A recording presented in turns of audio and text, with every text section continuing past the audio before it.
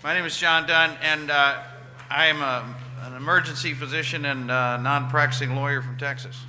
I'm a policy advisor for the Heartland and have been involved in the environmental science and law business for about 20 years.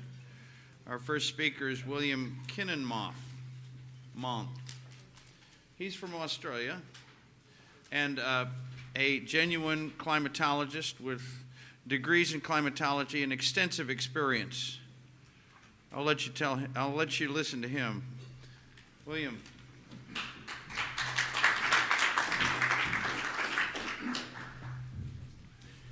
Thank you very much. We've heard a lot the last few days about skepticism, and I don't particularly like being called a skeptic, but I'm quite happy to be called a contrarian. I recall as a schoolboy, in one of my textbooks, a maths textbook, every chapter had a new little heading, and one of the headings was, which I remember quite well, every schoolboy likes to attempts to show that his teacher is wrong. Now, that's a contrarian attitude, but it doesn't get you very far as a student. Yesterday we had a number of speakers from Colorado State, and I was also a student at Colorado State at one stage, and I had the fortune of having Professor Herbert Reel as professor, and he used to say that there's no gods in meteorology. You've really got to get things from first principles, although he's a modest man, so he might have had a few exceptions.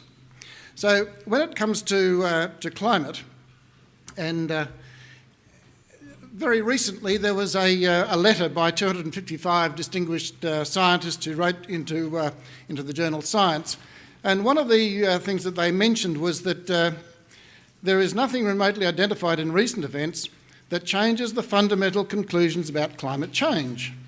The planet is warming due to increased concentrations of heat-trapping gases in our atmosphere. And we heard a very eloquent discussion yesterday about the 19th century physics that lies behind that statement. But if you look at the cartoon that is in each of the last IPCC reports, the Keelan-Trenberth global energy budget, one only has to look at the amount of energy, radiation energy emitted from the atmosphere, both upwards and downwards, as against the amount of energy that's emitted by the surface and absorbed, and one finds that there is more radiation energy emitted than what is absorbed.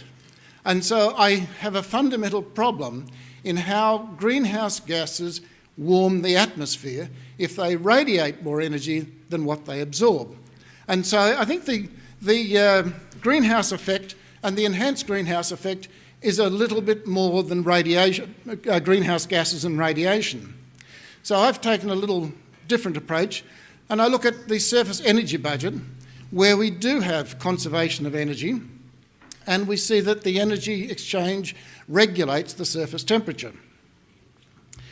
The energy inputs on the left are the solar energy, which is essentially fairly constant, and on the right is the back radiation from the atmosphere, from the greenhouse gases, water vapour, carbon dioxide, etc. But the Earth's surface also emits radiation. Sensible heat is exchanged with the boundary layer. There's evaporation of latent energy into the boundary layer, and there's emission of long-wave radiation into the atmosphere. It's interesting that solar energy is essentially constant. We don't know how carbon dioxide or temperature may change cloudiness. There's a lot of conjecture about it. But we do know that those other four components are all temperature dependent in one way or another. The sensible heat transfer and the evaporation, they're sort of modelled or they're calculated in models through fundamental energy equations, and the radiation, of course, is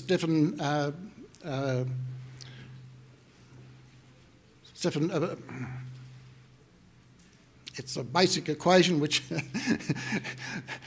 escapes me right now, Stefan Boltzmann. And the back radiation, of course, is we can calculate from radiation transfer equations, and that's also done in computer models. So it's all very tractable. And we can actually graph some of these exchanges. If we put this on a graph which shows the temperatures of the Earth, sort of around about the average temperature of 15 degrees, we can scale it, and we find that the emission from the surface, the rate of increase, is very much the same as the back radiation from the atmosphere, because they both essentially follow the fourth power law of Stefan Boltzmann with different emissivities. The thing that controls the emission, the energy loss from the surface, is actually the evaporation. And here what I've scaled it is to essentially the Clausius-Clapeyron relationship of about 7% per degree centigrade. And one sees that there is sort of no tipping points. It's a quite stable relationship, because as the surface temperature increases, there is more surface energy loss, but we've only got a constant income from the sun, and so temperature will revert back to its equilibrium point. Or if for some reason the Earth's temperature decreased or declined, we'd have more solar radiation coming in, and so it comes back to the point, the steady state point. What we want to know then is what happens when we put more carbon dioxide in. What more carbon dioxide does, it actually increases the back radiation at the surface. We don't actually hear about this very much. We hear about the reduced radiation to space, but we don't hear about the increased back radiation at the surface. And that's, again, it's quite tractable by the radiation transfer equations. That heats the Earth's surface, and so the other components adjust in the same way as they would in any other way.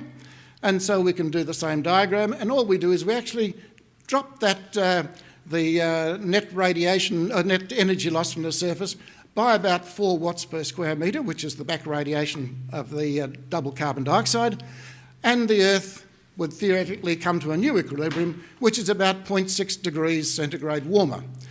Now, that 0.6 degrees, of course, it does take account of water vapour feedback, because the calculation was done using constant relative humidity, which is what the IPCC says happens in the atmosphere if we did have warming. So 0.6 of a degree centigrade is what one might notionally expect to be the response of the Earth's surface temperature on average to double CO2. Why is it then that computer models get quite different values? Well, if one goes into the literature that's been pointed out by the coupled model experiments and so forth, Helden, Soden, Wentz have published that actually the evaporation from the Earth's surface increases only by about 2% per degree centigrade, not 7%. And so that changes that whole, the gradient of that line. And so if you change the temperature, the back radiation by about 4 watts per square metre by doubling carbon dioxide, what one finds is a new equilibrium which is much warmer than what we have under Clausius-Clapeyron.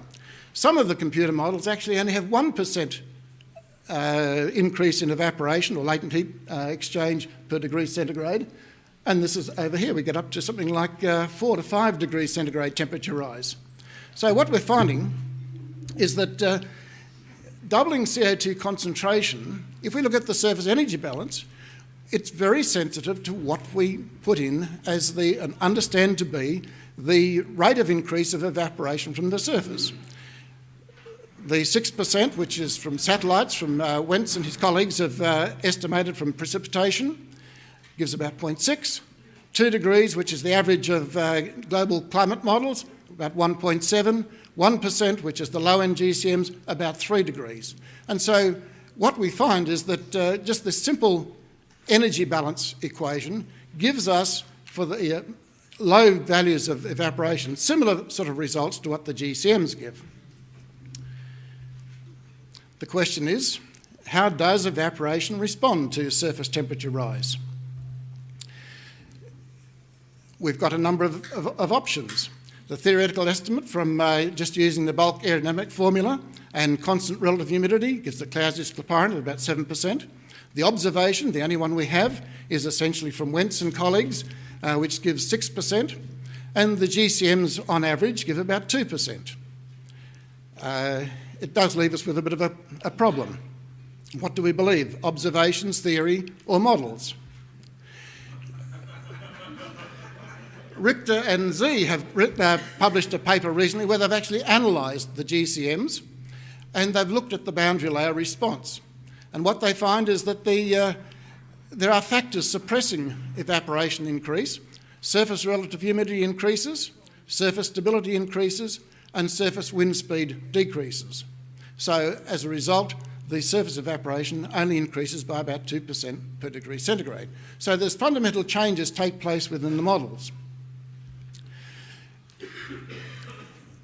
There's another constraint that we must look at, and that is that radiation cooling in the atmosphere, and I emphasise cooling, is in steady state with a non-radiative exchange from the surface. The non-radiative exchanges are the heat and latent energy exchange. The radiation cooling is made up by the radiation energy emitted from the atmosphere, that's to space and back to the surface. And we also have the radiation energy absorbed, that's solar radiation, and emission from the surface that's absorbed. And the net effect is that the radiation cooling of the atmosphere is about 102 watts per square metre, which balances the non-radiative forcing. So what is controlling the hydrological cycle, particularly because that's the evaporation? Is it the radiation cooling of the atmosphere controlling the hydrological cycle, or are we off track a little bit? What I've got here is just a simple calculation using the radiation transfer equations, the MODTRANS, which is online from the University of Chicago nearby. What I've done is I've started with 400 parts per million and 800 parts per million, using the US standard atmosphere, clear skies, and then raised the surface temperature, which increases the temperature profile by 1 degree, and see the difference in the radiation cooling. We find that if we go from increase the surface temperature, or the temperature of the atmosphere, we increase the radiation divergence. We increase the radiation cooling by a small amount. But if we go from the current state of the CO2 concentration to 800 parts per million, what we find is that the radiation cooling decreases. So here we've got two effects going in opposite directions. But if we go from the present state to one which is 1 degree warmer and also double CO2, we find that there is actually a slight increase in the radiation cooling of the atmosphere by about 0.8 of a watt per square metre. For reference, the Clausius-Clapeyron gives for a 1 degree surface temperature increase, scaled to the average evaporation of the Earth, which is and latent heat exchange of 78 watts per square metre, it gives about 5.5 watts per square metre. So the radiation divergence increase is much smaller than what the essential evaporation would give if it was sort of freely evaporating as per Clausius-Clapeyron. Surface heating increases the radiation cooling, but increasing CO2 reduces the radiation cooling. What we want to know is, does infrared radiation cooling regulate surface evaporation, or does internal variability actually change the characteristics of the atmosphere and the structure so that it can accommodate to changing evaporation? Let's go to a little bit of reality. This is the depth sections across the Pacific Ocean, down to 500 metres. Very much out of scale, of course, because we've got a horizontal scale of about 10,000 kilometres, and we're looking at that surface boundary layer. July 1997 and July 1998. At the top is the actual temperatures, and below is the anomaly. This, of course, is the major El Nino event of 1997-98. One thing to point out before we get into the details of the lower panel is the fact that the warm tropical oceans are just a very thin layer, a thin lens of warm water. Bill Gray yesterday spoke about the thermohaline circulation and how it might impact. One only has to look at this diagram and see that a small amount of increased upwelling, in other words, a strengthening of the thermohaline circulation, will cause more entrainment of cold subsurface water into that surface boundary layer, and it will cool the surface temperature. So there is the possibility that the dynamics of the ocean may in fact be changing the sea surface temperatures and a whole lot of other things, not necessarily the sun and radiation and the things that we normally associate with climate change. But what we see, and just for example, underneath there is the anomalies. And in 1997, the development of the El Nino, sort of +7, +8 degree temperature anomalies. A year later, -7, -8 degree temperature anomalies. Major changes taking place in the ocean because of only the dynamics of the flow. Let's look at the atmosphere and above. The top panel is in fact the annual cycle of sea surface temperature and long-wave radiation to space over the Nino 3.4 region, which is a small section of the equatorial Pacific. The red at the bottom is the outgoing long-wave radiation, and the blue is the sea surface temperature. One sees that they're out of phase. Now, would one realistically say that the changing outgoing long-wave radiation to space is changing the sea surface temperature? Or would one say that the sea surface temperature may be, in fact, as it increases, causes more convection, more cloudiness, and a reduction to the outgoing long-wave radiation? I suspect that the latter might be the way that we should be looking at things. But the other point to look at is that even over the annual cycle, there is a 1 degree change, a variation in sea surface temperature. The change in outgoing long-wave radiation over this area is of the order of 40 watts per square metre. It's not driven by directly by the sun, because the sun passes across the equator twice. One would expect semi-annual. So there's something else going on in the whole system to give us this annual cycle at the equator. The one below, of course, is just a long time series from 1979 to 2009, taken from the NCEP reanalysis of outgoing long-wave radiation and sea surface temperature, again over the the Nino 3.4 region, and one sees again that there is this anti-correlation between sea surface temperature and outgoing long-wave radiation. One would suspect that every time we have an El Nino, and the sea surface temperature rises, we have more convection, less radiation to space. There's a semblance that perhaps the atmosphere is adjusting to what's going on at the surface. GCMs used to predict the magnitude of anthropogenic global warming have two important shortcomings. I haven't mentioned this, but one can go to the paper by Held and Soden in 2006, where they talk about the hydrological cycle in the GCMs, and they point out that as the models warm, the convective overturning decreases. This is very much like if you have a pan of water bubbling on the stove. Sorry, it's not quite like it, because if you turn the gas up on the stove, the water bubbles more. In the models, as the models heat, they overturn less. So there's a bit of a problem there. And again, the boundary layer stability and relative humidity that regulates the evaporation, and of course the response of the models to warming. Just mention that Reel and Malchus in 1958, they identified the importance of internal saturated downdrafts in convection. In their energy budget of the equatorial trough zone, they said they could not get energy budget unless they had significant internal downdrafts with the convection. This enabled both an increase in the energy flux through the cloud base, and also, as it becomes relevant here, it ventilates the boundary layer.